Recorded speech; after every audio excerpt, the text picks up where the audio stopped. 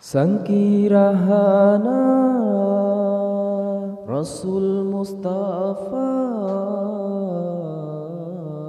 Kebidhan gepena alam semesta. Sangkirahana Tuhan pena sidro Nabi Mustafa aras ngan kurusi hanadum sigala.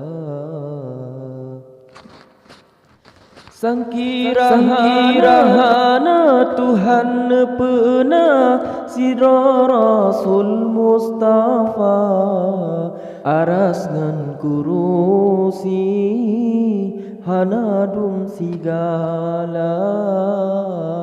Langit dengan bumi